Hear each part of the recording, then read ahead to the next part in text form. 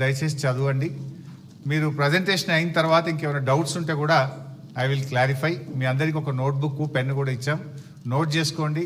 లాస్ట్లో I will answer all your questions and doubts. Yeah please. నేను కూడా ఈరోజు రాజకీయ విమర్శలు చేయట్లేదు, ఓన్లీ వాస్తవాలు చెప్పే ప్రయత్నమే చేస్తున్నా.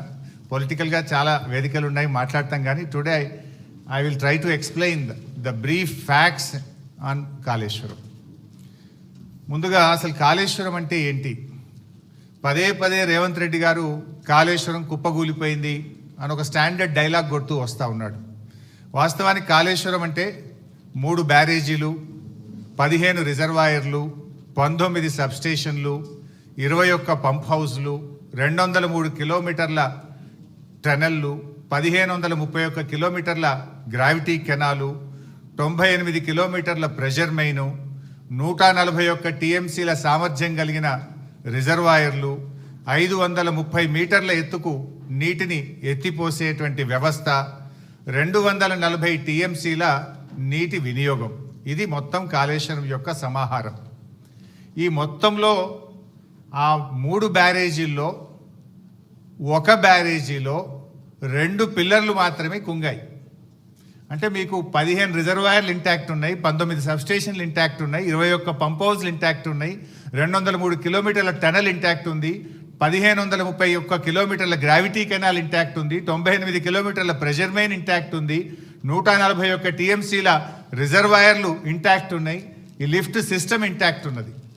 ఆ 3 బ్యారేజీల్లో 1 బ్యారేజ్ మేడిగడ్డ, దాంట్లో 85 పియర్స్ ఉన్నాయి. 2వ బ్యారేజ్ సుందిల్ల, అందులో 74 పియర్స్ ఉంటాయి. 3వ బ్యారేజ్ అన్నారం, అందులో 64 పియర్స్ ఉన్నాయి. సో అన్నారంలో ఉన్న 64 పియర్స్ బ్యారేజ్ ఇంటాక్ట్, సుందిల్లలో ఉన్న 74 పియర్స్ బ్యారేజ్ ఇంటాక్ట్. మేడిగడ్డ బ్యారేజీలో 85 పియర్స్లో 2 పియర్స్ మాత్రమే కుంగినాయి. అంటే కాళేశ్వరంలో ఉండే ఇన్ని కాంపోనెంట్లలో 1 బ్యారేజ్ మేడిగడ్డ, ఆ మేడిగడ్డలో 85 పియర్స్లో 2 పియర్స్ మాత్రమే కుంగినాయి. దానికి మొత్తం కాళేశ్వరమే కుప్పగూలింది అనేటువంటి ఒక దుష్ప్రచారాన్ని చేసేటువంటి ప్రయత్నం గత కొంతకాలంగా కాంగ్రెస్ ప్రభుత్వం చేస్తుంది. అంటే ఈ 100 కాంపోనెంట్స్ అన్నీ కూడా ఇంటాక్ట్ ఉన్నాయి, అన్ని పియర్స్ మిగతా బ్యారేజీల్లో ఇంటాక్ట్ ఉన్నాయి. అండ్ కాళేశ్వరంలో బ్లాక్ వైజ్ కట్టాం మనం. జనరల్గా ఏదైనా ఒక బ్రిడ్జ్ కానీ ఏదైనా ఉంటే ఒక పియర్ పోతే మొత్తం బ్రిడ్జ్ పోవాల్సి వస్తుంది. కానీ ఇలా మేడిగడ్డలో దేర్ ఆర్ 7 బ్లాక్స్. సో ఒక్కొక్క బ్లాక్లో కొన్ని పియర్స్ ఉంటాయి, ఓవరాల్గా 85 పియర్స్ ఉన్నాయి. ఏదైనా రిస్టోరేజ్ చేయాలంటే 1 బ్లాక్ను రిస్టోర్ చేస్తే మొత్తం బ్యారేజ్ ఇంటాక్ట్ ఉంటుంది. ఈ విషయం నేను చెప్పడం లేదు, ఎన్డీఎస్ఏ రిపోర్ట్లో కూడా చెప్పారు. అది కూడా నేను ముందు మీకు చూపించేస్తాను. సో నెక్స్ట్, అయితే ఈ మధ్యకాలంలో మీరు చూస్తే ఇది మొత్తం కాళేశ్వరం యొక్క సమగ్ర స్వరూపం. ఏం బాబు ఇది రావట్లేదు,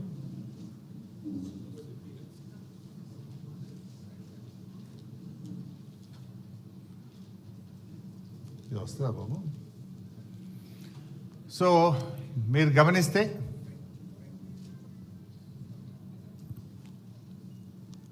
లేదు, బ్యాక్ పైన వస్తుంది కానీ దీని మీద రావట్లేదు.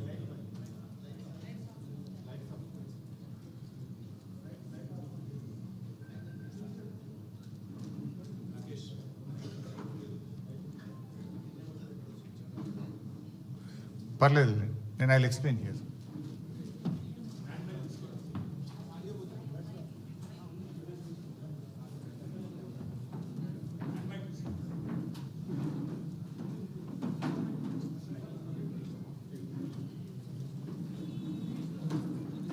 మీరు గమనిస్తే ఇందులో యాక్చువల్గా తమ్మిడిహట్టి ఆ పైన, దిస్ ఈజ్ తమ్మిడిహట్టి. ఈ తమ్మిడిహట్టి దగ్గర నీళ్లు లేకపోతే మనం తమ్మిడిహట్టి ఈ సోర్స్ నుంచి ఇక్కడ ఎల్లంపల్లికి నీళ్ళు తెచ్చుకునే ప్రొవిజన్ ఉండేది. తమ్మిడిహట్టి నుంచి ఎల్లంపల్లికి నీళ్లు అవకాశం లేదు కనుక, నీళ్లు తక్కువ ఉన్నాయి కనుక తమ్మిడిహట్టి నుంచి మనము మేడిగడ్డకు రావడం జరిగింది. This is Medigadda, this is Annaram, then this is Sundilla. Sundilla నుంచి మనం ఎల్లంపల్లికి తెచ్చుకుంటాం. మారింది ఓన్లీ ఒకటే సిస్టమ్. తమ్మిడిహట్టి నుంచి ఎల్లంపల్లికి నీళ్ళు వచ్చే బదులు మేడిగడ్డ నుంచి ఎల్లంపల్లికి నీళ్లు తెచ్చాం. మారింది ఒకటే, ఇది మిగతాదంతా కూడా ఆల్రెడీ ఇంటాక్ట్ ఉన్నటువంటి సిస్టమే. ఇది కూడా ఎందుకు మార్చాము అనేది నేను ముందు ఎక్స్ప్లెయిన్ చేస్తాను. అంటే దానికంటే ముందు నేను చెప్పాల్సింది ఏంటంటే, కాళేశ్వరం యొక్క గొప్పతనం ఏంటంటే, కాళేశ్వరంకు దేర్ ఆర్ 3 సోర్సెస్.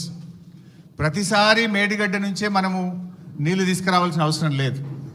పైన ఎస్ఆర్ఎస్పిలో బ్రహ్మాండమైనటువంటి వరద వస్తే, ఎస్ఆర్ఎస్పి ప్రాజెక్టుకు నీళ్ళు వస్తే, ఎస్ఆర్ఎస్పి నుంచి మిడ్ మానేరుకు డైరెక్ట్గా నీళ్లు తెచ్చుకుంటాం. మిడ్ మానేరుకు ఎస్ఆర్ఎస్పి నుంచే నీళ్ళు వస్తాయి. ఎస్ఆర్ఎస్పి నుంచి 2 రకాలుగా నీళ్ళు వస్తాయి మిడ్ మానేరుకు. ఒకటి వరద కాలువ ఉంది, రెండోది నార్మల్ ఎస్ఆర్ఎస్పి కెనాల్ ఉంది. సో గోదావరిలో మంచి వర్షాలు పడి ఎస్ఆర్ఎస్పి నిండితే గ్రావిటీ ద్వారా ఎస్ఆర్ఎస్పి నుంచి మనం మిడ్ మానేరుకు నీళ్లు తెచ్చుకోవడం జరుగుతుంది. సో మిడ్ మానేరుకు నీళ్ళు వచ్చినప్పుడు ఏమైందంటే, we will operate Motors only from mid Maner.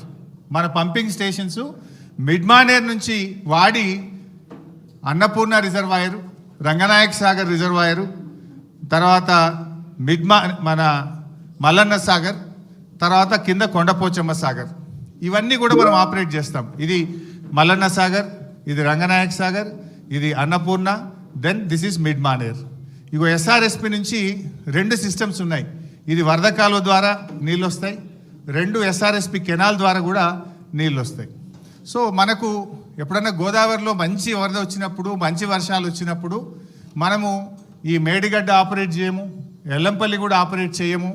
Direct SRSP నుంచే మిడ్ మానేరుకు గ్రావిటీ ద్వారా నీళ్ళు వస్తే ఇక్కడి నుంచి మాత్రమే పంపింగ్ సిస్టమ్ను ఆపరేట్ చేసుకునే ఫెసిలిటీ ఉంది. Point number 1.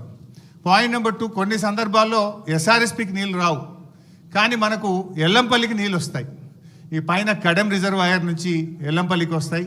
ఎల్లంపల్లికి ఓన్ క్యాచ్మెంట్ కూడా ఉంది, కడెం క్యాచ్మెంట్ ఉంది.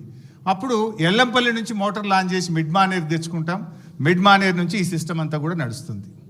ఈ 2 చోట్ల నీళ్లు రానప్పుడు, అంటే ఎస్ఆర్ఎస్పికి వరద నీళ్లు రానప్పుడు, కడెం నిండకుండా ఎల్లంపల్లికి కూడా నీళ్లు రానప్పుడు, ఎక్కడా నీళ్లు లేనప్పుడు కూడా తప్పకుండా నీళ్లు ఉండే పాయింట్ మేడిగడ్డ.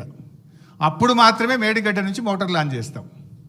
అయితే ఈ మధ్య మీరు చూస్తే గవర్నమెంట్ కాళేశ్వరం వాడకుండానే పంట పండింది అని ఒక గోబల్స్ ప్రచారం చేస్తున్నారు కాంగ్రెస్ నాయకులు, ముఖ్యంగా ఉత్తమ్ కుమార్ రెడ్డి, రేవంత్ రెడ్డి పదే గోబల్స్ ప్రచారం చేస్తున్నారు. అది కాళేశ్వరం వాడకుండా కాదు, మనకు ఈసారి మంచి వర్షాలు పడ్డాయి. నార్మల్ రెయిన్ఫాల్ కంటే లాస్ట్ ఇయర్ ఎక్సెస్ రెయిన్ఫాల్ ఉంది తెలంగాణలో. అందువల్ల వర్షాలు బాగా పడడం వల్ల ఏమైంది, ఎస్ఆర్ఎస్పి నుంచి మిడ్ మానేరుకు నీళ్ళు తెచ్చుకున్నాం. మిడ్ మానేరులో పంపు చేసి అన్నపూర్ణ, రంగనాయక సాగర్, మల్లన్న సాగర్, కొండపోచమ్మ సాగర్ ఇవన్నీ కూడా నింపినాం ఈసారి. సో అన్నపూర్ణ కింద పంట పండింది, రంగనాయక సాగర్ కింద 1,00,000 ఎకరాల పంట పండింది, మిడ్ మానేరు కింద 70-80 వేల ఎకరాల పంట పండింది, కొండపోచమ్మ సాగర్ కింద కూడా పంట పండింది. అంటే మరి ఇదంతా కాళేశ్వరంలో భాగం కాదా? వర్షాలు బాగుపడ్డాయి కనుక మనం ఇక్కడ మోటార్ లాంచ్ చేయకుండా డైరెక్ట్ ఎస్ఆర్ఎస్పి నుంచి మిడ్ మానేరుకి వచ్చినాయి. సో మిడ్ మానేరులో మోటార్లు నడిపినామంటే ఇది కాళేశ్వరంలో అంతర్భాగం. ఇక్కడ కాళేశ్వరం ప్రాజెక్టులో కట్టిన మోటార్లతోనే అన్నపూర్ణకు నీళ్ళు వచ్చినాయి, అన్నపూర్ణలో పెట్టిన మోటార్లతో రంగనాయక సాగర్ నీళ్ళు వచ్చినాయి, రంగనాయక సాగర్లో మోటార్లు నడిపితే మల్లన్న సాగర్ నీళ్ళు వచ్చినాయి, మల్లన్న సాగర్లో మోటార్ నడిపితే కొండపోచమ్మ సాగర్కు నీళ్ళు వచ్చినాయి. ఈ వ్యవస్థ అంతా కూడా పనిచేయడం వల్లనే పంట పండింది, మొదటి పంటకు, రెండవ పంటకు. ఇక్కడ దుబ్బాక శాసనసభ్యులు ప్రభాకర్ రెడ్డి గారు ఉన్నారు. వారికి మల్లన్న సాగర్ నుంచి దాదాపు వారి నియోజకవర్గంలో కొన్ని 100 చెరువులు, చెక్ డ్యాములు నింపితే అద్భుతమైన పంట పండింది. మెదక్ మాజీ ఎమ్మెల్యే పద్మాదేవేంద్ర రెడ్డి గారు ఉన్నారు. ఇదే మల్లన్న సాగర్ నుంచి రామాయణపేట కెనాల్ ద్వారా నీళ్ళు ఇస్తే కొన్ని వేల ఎకరాల్లో దుబ్బాక, మెదక్ నియోజకవర్గంలో పంట పండింది. కొండపోచమ్మ సాగర్ నుంచి ఇటు యాదగిరిగుట్ట, ఆలేరు నియోజకవర్గానికి, గజ్వేల్ నియోజకవర్గానికి ఇవాళ నీళ్లు పోయినాయి. అంటే గోదావరి నీళ్లు కొండపోచమ్మ నుంచి యాసంగిలో నీళ్లు వదిలిండ్రు. సుంతాల మహేందర్ రెడ్డి గారు ఉన్నారు. అక్కడ కొత్త గెలిచిన ఎమ్మెల్యే పోయి ఆ నీళ్ళ కొబ్బరికాయలు కొట్టుండే. ఎక్కడి ఆ నీళ్లు? కొండపోచమ్మ సాగర్కు నీళ్ళు ఎక్కడి నుంచి వచ్చినాయి? Kondapochamma Sagar is part of Kaleshwaram. Kaleshwaram నీళ్ళు అక్కడికి వచ్చినాయి కనుక అక్కడి నుంచి కెనాల్ ద్వారా ఆలేరు నియోజకవర్గంలో మన యాసంగి పంటకు నీళ్ళు ఇచ్చినాము, సిద్దిపేట నియోజకవర్గానికి నీళ్ళు ఇచ్చినాము, సిరిసిల్ల నియోజకవర్గానికి నీళ్ళు ఇచ్చినాము. అట్లా కొన్ని లక్షల ఎకరాల్లో కాళేశ్వరం ద్వారా మొన్న పంట పండింది. అయితే వీళ్ళు ఏం ప్రచారం చేస్తున్నారు? కాళేశ్వరం వాడకుండానే పంట పండిందనే దుష్ప్రచారం చేస్తున్నారు. ఇవన్నీ కూడా కాళేశ్వరంలో అంతర్భాగం. అయితే ఈసారి మనకు ఎల్లంపల్లిలో మంచి నీళ్ళు వచ్చినాయి కడెం నుంచి. సో ఎల్లంపల్లి మోటార్లు రన్ చేసి ఎల్లంపల్లి ద్వారా కాళేశ్వరం సిస్టమ్ పనిచేసింది, మిడ్మానేర్ ద్వారా కాళేశ్వరం సిస్టమ్ పనిచేసింది. ఈ రెండు సిస్టంలు వాడడం వల్ల ఈసారి బ్రహ్మాండమైనటువంటి పంటలు పండినాయి. వేలాది చెరువులు నింపినాం, వందలాది చెక్ డ్యాములు నింపినాం, నేరుగా కెనాల్స్ ద్వారా కూడా వేలాది ఎకరాలకు లక్షలాది ఎకరాలకు కాళేశ్వరం ద్వారా ఈసారి నీళ్ళు ఇచ్చినాం. అయితే this year is a good year. వర్షాలు బాగుపడడం వల్ల మనము మిడ్మానేర్ ఎల్లంపల్లి నుంచి మాత్రమే కాళేశ్వరం సిస్టమ్ నడుపుకున్నాము, దాని ద్వారా పంట పండింది. సో ఇప్పటిదాకా జరిగిన ప్రచారం ఏదైతే ఉందో వీళ్ళు రేవంత్ కానీ ఉత్తమ్ గారు చేసేది పూర్తిగా కాళేశ్వరం లేకుండా పంట పండింది అనేటువంటిది పూర్తిగా సత్యదూరమైనటువంటిది. So Kaleshwaram has 3 sources.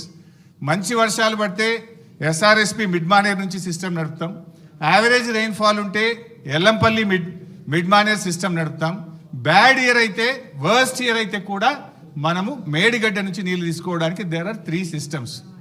Current bill మీద కూడా కొందరు మాట్లాడుతుంటారు. వర్స్ట్ ఇయర్ మాత్రమే మనము Medigadda to Annaram, Annaram to Sundilla, Sundilla to Yellampalli, Yellampalli to Mid Manair మొత్తం సిస్టమ్ నడుపుతాం. సో గుడ్ ఇయర్ ఉన్నప్పుడు ఏమవుతుంది, ఓన్లీ 50% ఆఫ్ ద మోటార్స్ మాత్రమే నడుపుతాం మంచి వర్షపాతం ఉంటే. యావరేజ్ ఉంటే మనకు ఎల్లంపల్లి నుంచి నడుపుతాం, బ్యాడ్ ఇయర్ ఉంటే మేడిగడ్డ నుంచి నడుపుతాం. సో అందువల్ల కాళేశ్వరంకు 3 సోర్సెస్ ఉన్నాయి. సో ఈ సంవత్సరం కూడా కాళేశ్వరంతోని వానకాలం పంట పండింది, యాసంగి పంట పండింది, భూగర్భ జలాలు పెరిగినాయి.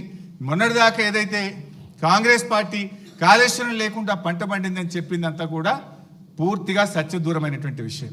ఇన్ఫ్యాక్ట్ బీఆర్ఎస్ గవర్నమెంట్ రాకముందు ప్రాజెక్టుల ద్వారా చెరువులు నింపే ఫెసిలిటీ లేదు. కానీ కేసీఆర్ గారు నిర్ణయం తీసుకొని దాదాపు 3200 తూములు కెనాల్స్కు పెట్టి వేలాది చెరువులు నింపేటువంటి ఒక కీలకమైన నిర్ణయం ఆ రోజు బీఆర్ఎస్ ప్రభుత్వం తీసుకున్నది.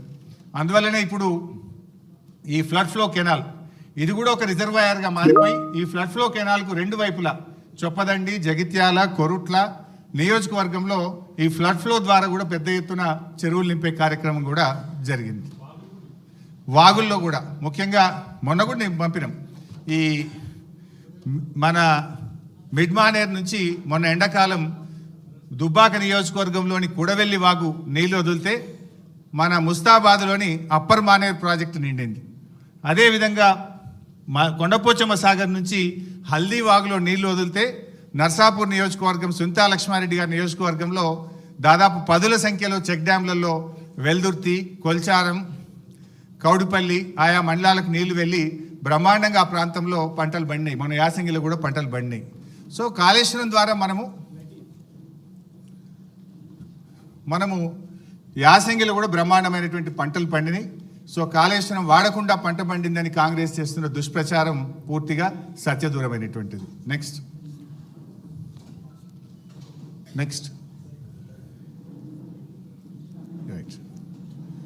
So Kaleshwaram storage capacity Medigadda 16, Annaram 10, Sundilla 8.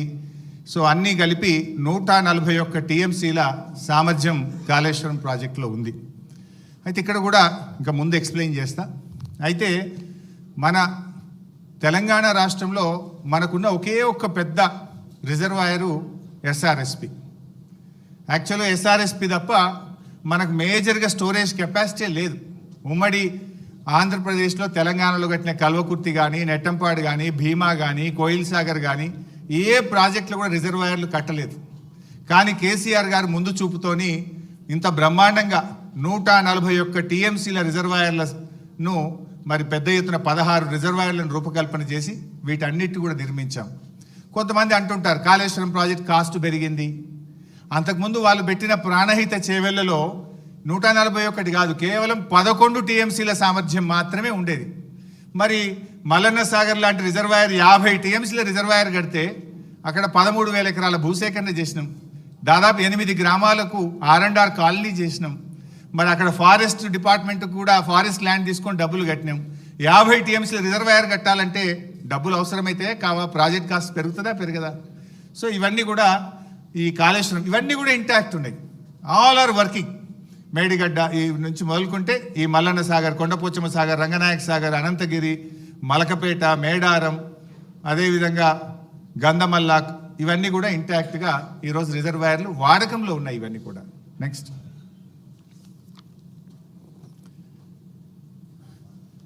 మీరు అప్పుడప్పుడు చూస్తుంటారు, రేవంత్ రెడ్డి ఒకసారి మాట్లాడతాడు, కాళేశ్వరం మీద 1 ఎకరా బారలేదంటాడు. ఉత్తమ్ కుమార్ రెడ్డి రోజు నిద్రలేసి 50,000 ఎకరాలే బారిందంటాడు. ఇంకొక కాంగ్రెస్ నాయకుడు అంటాడు 1,00,000 ఎకరాలే బారిందంటాడు. ఇవాళ నోటికి మొక్కాలి, ఒక్కొక్క లీడర్ ఒక్క తీరుగా మాట్లాడతాడు. ఇది నేను చెప్తున్నది కాదు. Source, submission of irrigation engineers report to the newly formed Congress government. కొత్తగా రాష్ట్రంలో ఏర్పాటైన కాంగ్రెస్ ప్రభుత్వానికి వీళ్ళు కాళేశ్వరం రివ్యూకు పోతే ఇరిగేషన్ డిపార్ట్మెంట్ ఇచ్చిన ప్రజెంటేషన్ కాపీ, ఇది నా సొంత కవిత్వం కాదు, డిపార్ట్మెంటు కాంగ్రెస్ ప్రభుత్వానికి ఇచ్చిన ప్రజెంటేషన్. కాళేశ్వరం ద్వారా అప్పటికి 98,570 ఎకరాలు ఆయకట్టని, ఇది డైరెక్ట్ కాలువల ద్వారా.